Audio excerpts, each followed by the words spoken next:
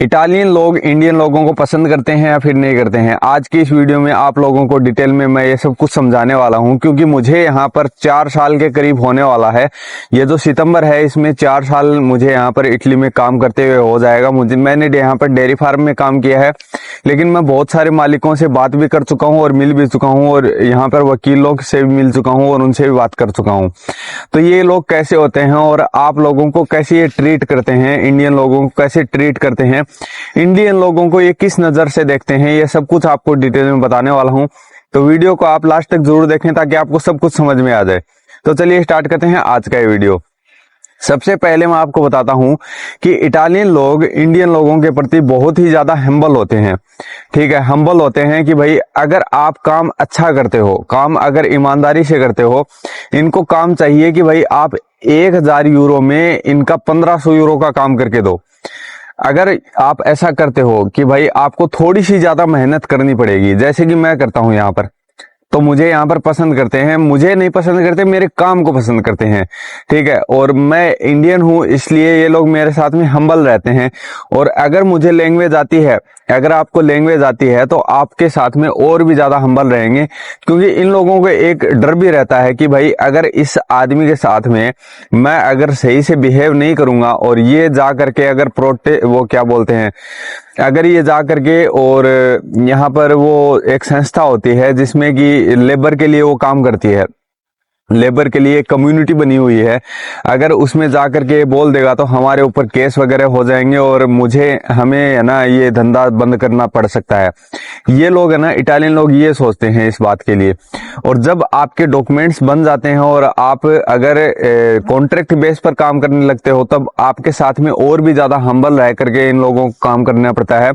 आप लोगों को बिल्कुल भी फोर्स नहीं करना पड़ता। अगर उन लोगों को पता लग गया, कम्युनिटी वालों को, कि भाई आपके साथ में ये लोग फोर्स करते हैं और आपसे फोर्सफुली काम करवाते हैं, तो भाई ये लोग है ना, वो कम्युनिटी वाले, वो है ना इन लोगों पर बढ़िया से एक्शन भी ले सकते हैं और कुछ भी इनके साथ में केस वगैरह किया जा सकता है और इनको है ना बदले में मुआवजा वगैरह भी देना पड़ सकता है और उनको जेल भी हो सकती है अगर बहुत ज्यादा फोर्स या बहुत ज्यादा दबाव आपके ऊपर डाला जाता है, आपसे काम रगड़ के लिया जाता है। मतलब कि आपको 10 घंटे बोला गया है और आपको 14-15 घंटे काम करवाया जाता है। 11 घंटे चलता है 10 घंटे बोल करके, लेकिन अगर आप खुद से कर रहे हो अपनी मर्जी से तो कोई दिक्कत नहीं है।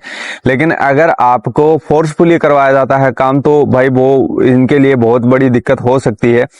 तो ये बातें आप लोग अगर ध्यान में रखोगे यहाँ पर आने के बाद में, कि भाई आपके अगर डॉक्यूमेंट्स बन जाते हैं तो आपको काम भी अच्छा मिल सकता है, और बाद में अगर आपसे काम ज्यादा करवाया जाता है तो भाई आप है ना उसके ऊपर एक्शन भी ले सकते हो। आपको बशर्ते लैंग्वेज आनी चाहिए, क्योंकि आपको बोल करके भी बताना पड़ेगा ना कि भाई मेरे साथ में क्या क्या किया जा रहा है और मुझे यहाँ पर कैसे किया जा रहा है। वैसे तो ये लोग करते नहीं है, 90% 99% चांस होते हैं कि ये लोग बहुत अच्छे होते हैं, बहुत हम्बल तरीके से आपके साथ में बिहेव करते हैं।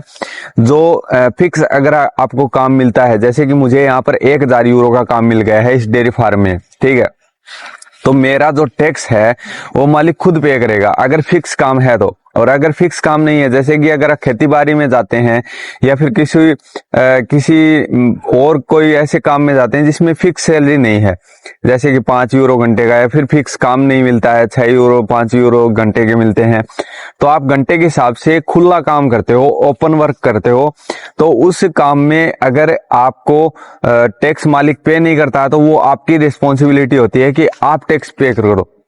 तो आप अगर उस काम में आपको टैक्स पे करना पड़ेगा, क्योंकि आप कॉन्ट्रैक्ट बेस पर जा रहे हो, वहां पर आप पक्के नहीं हो, आपको फिक्स काम नहीं मिला है उसमें।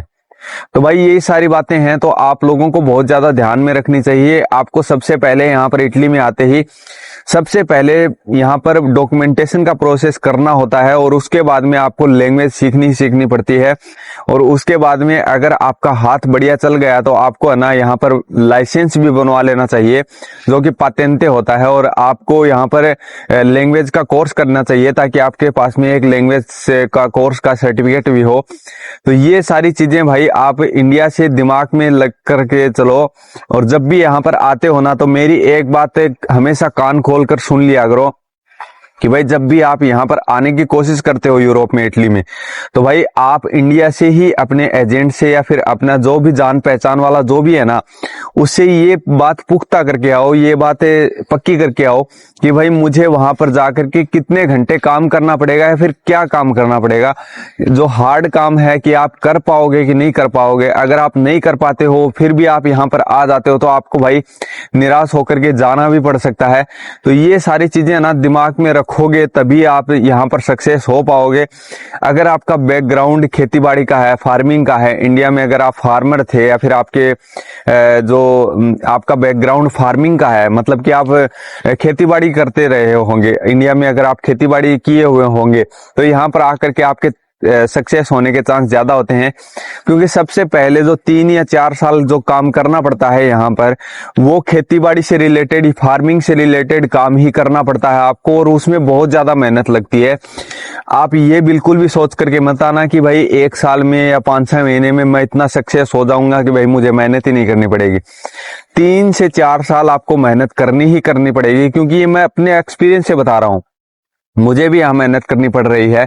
मैंने यहाँ पर 3-4 साल खराब कर दिए हैं। 4 साल में मैंने रगड़ के मेहनत करी है यहाँ पर, और मैं ये मुझे बिल्कुल भी घटिया नहीं लगता, बिल्कुल भी खराब नहीं लगता, क्योंकि ये सक्सेस का एक स्टेप होता है कि अगर आप सक्सेस होना चाहते हो तो आपको मेहनत सबसे पहले करनी पड़ेगी, और उसके बाद में आपको स्मार्ट वर्क करना पड़ेगा, और उसके बाद में आप नॉर्मल काम कर सकते हो, अपनी पसंद का काम कर सकते हो, कुछ भी काम कर सकते हो।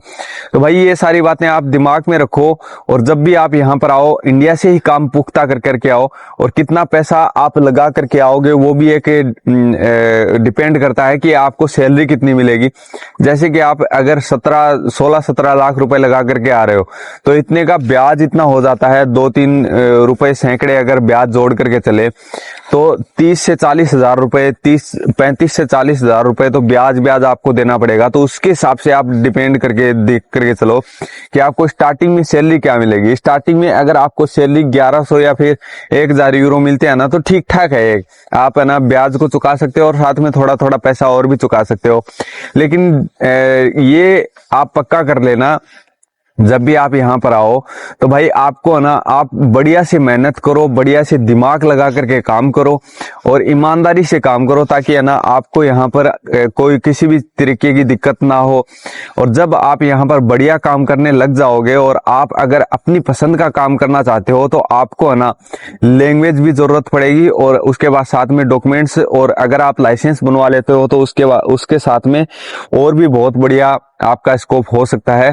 तो भाई यही था मेरा आज का ये वीडियो। आई होप आपको वीडियो पसंद आया होगा, और अगर आपको वीडियो पसंद आया तो वीडियो को लाइक जरूर किया करो, और वीडियो को ज्यादा से ज्यादा लोगों तक शेयर करो, ताकि नए लोगों को इस वीडियो का बेनिफिट्स मिल सके। और मेरे सारे चैनल पर जितने भी सारे वीडियोस मैं डालता हूं वो इटली से रिलेटेड, इटली के इंफॉर्मेशन से रिलेटेड वीडियो ही डालता हूं, ताकि आप आगे आने वाले वीडियोस कोई भी मिस ना करो। इसके लिए आप सब्सक्राइब कर लिया करो, लाइक जरूर किया करो, ताकि है ना और भी लोगों को तो दिखाए, आपके एरिया में और भी लोगों को तभी दिखाएगा जब आप लाइक करोगे। तो भाई मिलते हैं आपसे अगले किसी वीडियो में, तब तक के लिए take care and bye bye. और हाँ, कमेंट जरूर किया करो ताकि मुझे पता लग सके कि आप कहाँ से देख रहे हो और आपको काम क्या करते हो, आपको सैलरी वगैरह कितनी मिलती है, कहाँ पे हो आप। मिलते हैं आपसे अगले किसी वीडियो में, तब तक के लिए take care and bye bye.